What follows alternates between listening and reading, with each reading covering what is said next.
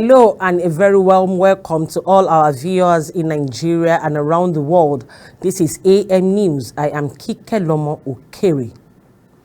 President Bola Tinubu has called on Nigerians living abroad to shift their mindset towards success and considering returning to Nigeria to settle down. The president made this appeal during a presidential town hall meeting with Nigerians in New York, United States. Kike Lomo Okeri has the details. The event, organized by Nigerian in diaspora, took place on the sideline of the 78th session of the UN General Assembly. Tinubu stated that there is need for a change in mindset and urged Nigerians to embrace the abundant business opportunities available in the country. The president also urged Nigerians to embrace one another, stating that there should not be any sentiment or discrimination among them. We need you back home. Nigeria has arrived.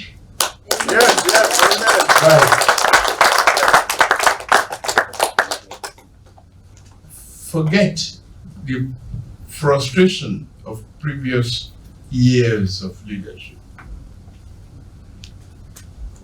I commend the effort on the out-of-school children,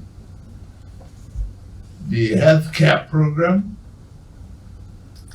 the need to eradicate poverty. Sincerely, we have no reason to be poor. Yes. We are just poor in some leadership areas. The president expressed delight in the conduct of Nigerians who have continued to excel in their chosen field in their host country. The driver of our project, all of you collectively, either your parents, your husband, your wife, and sisters, we have a reason to be proud of Nigeria. Thank you very much. Thank you so much. Kike Lomo Okeri, Global Television News, Abuja. Yesterday told United Nations Secretary Antonio Guterres that he was prepared to take tough decisions even if he could make it temporary unpopular, as long as the outcome addressed challenges such as poverty, hunger, among others, that had stalled economic growth in Nigeria. According to a statement made by the president's media advisor Anjuri Ngalale, Tinubu made the assertion at UN headquarters in New York when he spoke to Guterres. The president declared that the African nation could no longer accept a situation in which human rights advocacy was used by developed countries to stop developing economies from dealing decisively with actors who illicitly siphoned and smuggled out the continent's vast mineral resources. He said such individuals smuggled in Western-made weapons and enriched the wealthiest economy in the world at the expense of African stability and the wealth creation. He frowned on a situation where 70% of the resources devoted to the world's poorest countries were spent and sent back out on overhead and administrative costs, which defeated their purpose. Vice President Shettima is expected to declare open a 2-day leadership retreat to principal officers of the National Assembly in Uyo, Akwa Ibom State. The retreat will be attended by the principal officers of the Senate and House of Representatives, as well as some former Senate presidents and House of Representatives speakers.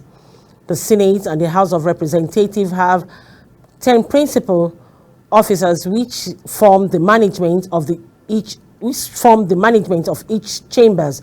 They add majority leader, deputy majority leader, chief whip, deputy chief whip, minority leader, deputy minority leader, minority whip, and deputy minority whip, in addition to the Speaker and Deputy Speaker, as well as the Senate President and Deputy Senate President. It is expected that during the retreat, the principal officers are expected to brainstorm on ways to move the legislative forward while avoiding working at cross purpose. The federal government, through National Salary, Wages and Income Commission, says it has approved the payment of a newly approved percentage increment in salaries for academic and non-academic staff of all tertiary institutions across the country. This is as the percentage increment for junior staff and tertiary institution was raised from 23.5%, which was reviewed last year, to 25%. And the arrears of the increment from January 2023 will also be paid. Though nothing was said about the withheld salaries of the academic and non-academic who embarked on strike in 2022. However, it was learned that the Minister of Education, Professor Tahir Mamman, earlier wrote to the chairman ECPO Inter to demand the status of the collection. The 2 weeks ultimatum issued by the Minister of Federal Capital Territory, FCT, Nyesom Wike, for those owing ground rent to pay up or have their property revoked has led to the recovery of 1 billion naira in 1 month. Since the directive, the headquarters of Abuja Geographical Information System, AGIS, has become a beehive of activities as property owners rush to pay their debt. The acting director of AGIS, Ishaku Datsu Alpha, stated that there has been a surge in payment of ground rent since the minister threatened revocation and commenced publication of the debtors. Nsatsu says collection from June to July were at the lowest, but immediately after the minister's order in August, ground rent earning rose to 500 million and increased steadily to over 1 billion naira. He says by September 17, 2023, ground rent has generated precisely 1.9 billion naira, and the figure is estimated to double by the end of the month. Alpha stated that the planned introduction of the online payment portal for the collection of ground rent, certificate of occupancy, CFO, and others transactions will be easier and more monies collected by AGIS. It disclosed that the online payment app was already developed and an official launch was expected by FCT Minister before the end of the year. The director says the platform will make it possible for people to pay from the comfort of their home.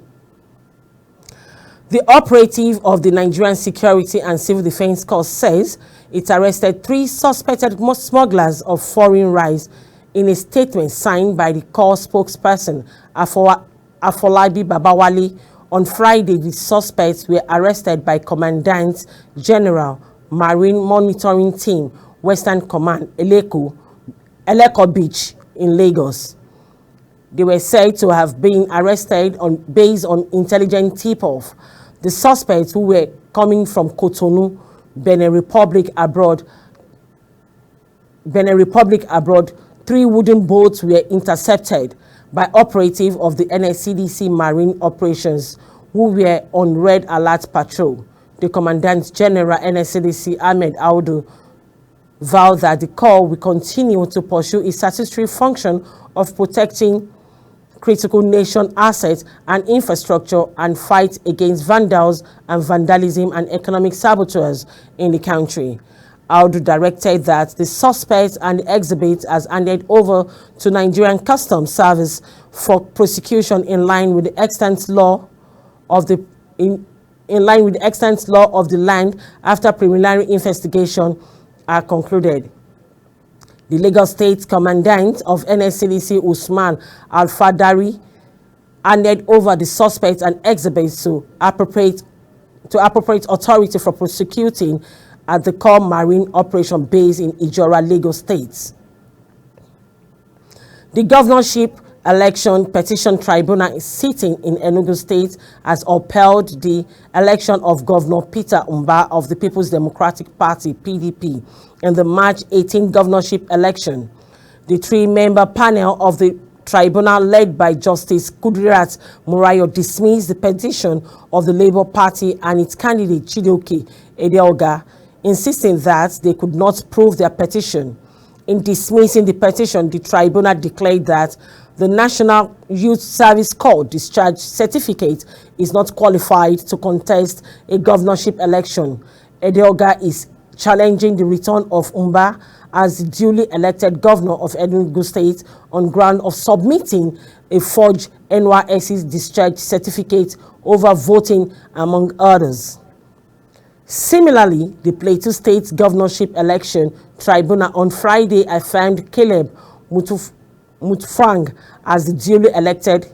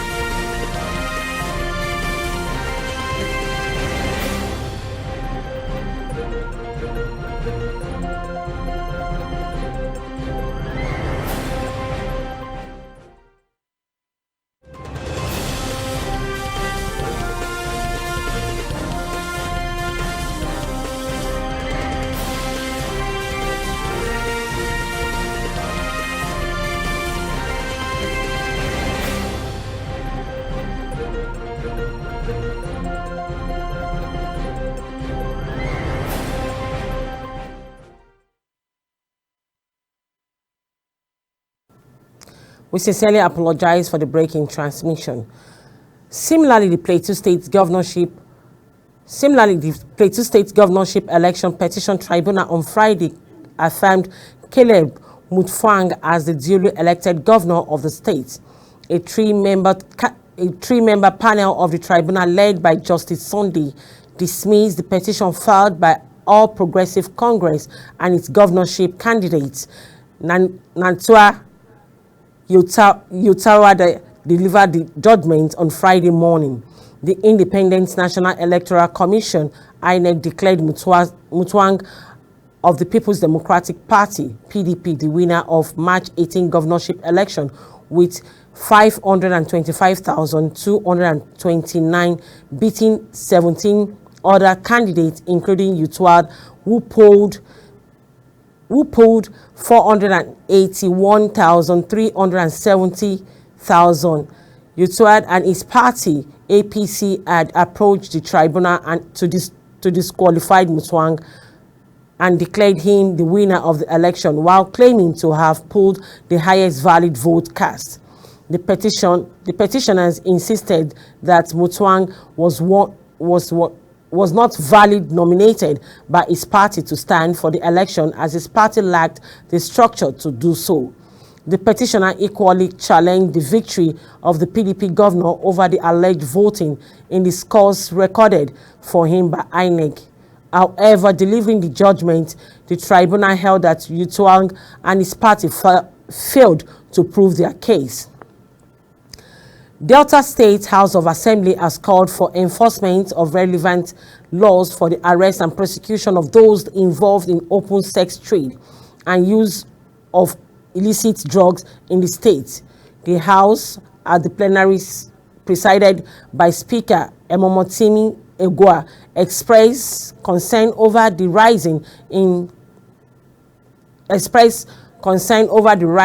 coincidence of unholy and unwholesome acts among the youths in the state, particularly Absaba and environs, even as it stressed the need for urgent government action. The resolution was sequel to a motion brought on floor of the House of the members member representing Oshimili South, Bridget Anyonfuli, and amended by Majority Leader Emeka Nwaobi, who represents Aniocha North. The Assembly in the resolution called on Governor Sheriff Oborivori to, as a matter of necessity, direct the Commissioner of Women Affairs, Communities and Social Development, as well as law enforcement agencies to rise up to the situation to curb the ugly trends. The Assembly advanced the need for routine campaign and sensitization programs, including placement of posters and signs in strategic places to educate and raise awareness on the danger associated with commercial sex trade and use of illicit drugs. The Lagos State Police Command has justified the use of tear gas by its men to disperse fans of the late rapper Ilerioluwa Oladimeji Aloba, aka Mohbad, who converged at the Lekki toll gate on Thursday for a candlelight procession. According to the police, Muri Okunola Park in Victoria Island was the approved venue on the procession, but after it ended at 8 p.m. at the approved venue as agreed with the organizer, some persons with ulterior motive converged at Lekki toll gate, obstructing vehicular movement. The command spokesman Benjamin Udeni, in a statement shared via Twitter handle on Friday, says the use of tear gas was a last resort, stressing that the police and organizers of the candlelight procession plead with those who converge at Lekki toll gate to vacate the road for hours, but they did not oblige.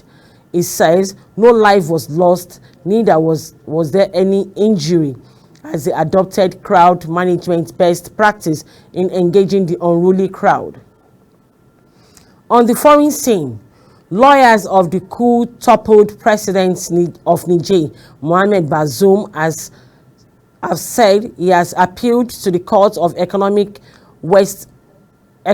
Community of West African States, ECOWAS, to free him. Bazoum was overthrown by members of his presidential guard on July 26 and has been detained at home with his wife and child since. His Senegalese lawyer, Sheldon Degnes, stated that he filed a lawsuit with the West African Bloc courts based in Abuja, the Nigerian capital, on September 18th. The lawsuit, according to the Degnes, invoked his arbitrary arrest and violation of freedom of movement. Niger coup leader have declared their intention to prosecute democratically elected Bazoum for high treason and undermining internal and external security. Analysts and observer believes the coup plotter are using Niger meager financial resources, including by extorting Sonidep, the national petroleum company, and diverting customs taxes to put people on the streets and give the illusion of people's support. You are watching Global Television News. You are watching Global AM Television News. We'll be right back after the break.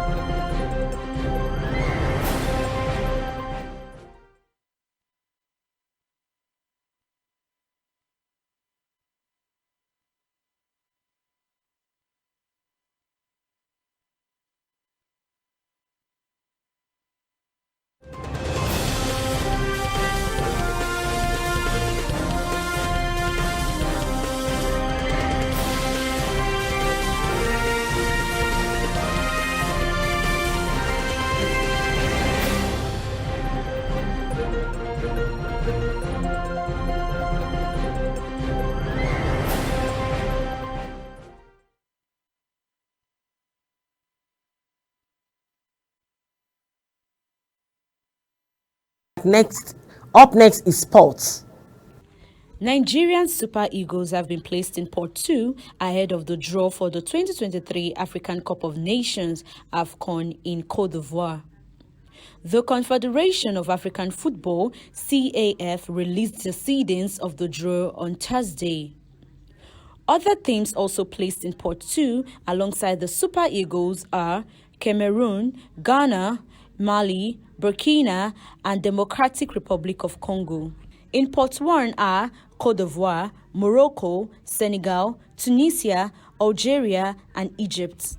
Pot 3 has South African, Cape Verde, Guinea, Zambia, Equatorial Guinea, and Mauritania, while Pot 4 has Guinea-Bissau, Namibia, Mozambique, Angola, Gambia, and Tanzania.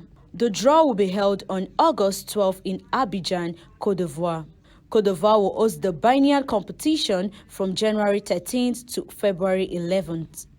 In a different development, Lionel Messi was substituted as Robert Taylor came off the bench to lift Inter Miami to a massive 4-0 victory over Toronto FC on Thursday. Messi was withdrawn with what appeared to be a muscle problem, leading to Taylor's arrival and subsequent performance, which saw him score 2 goals and assist another.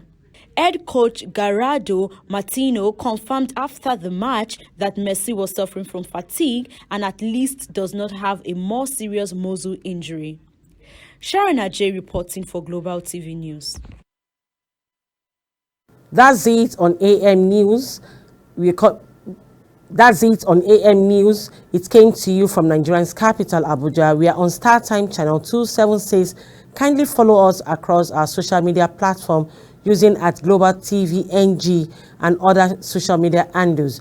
I am Kike Lomo Okeri. Thanks for watching.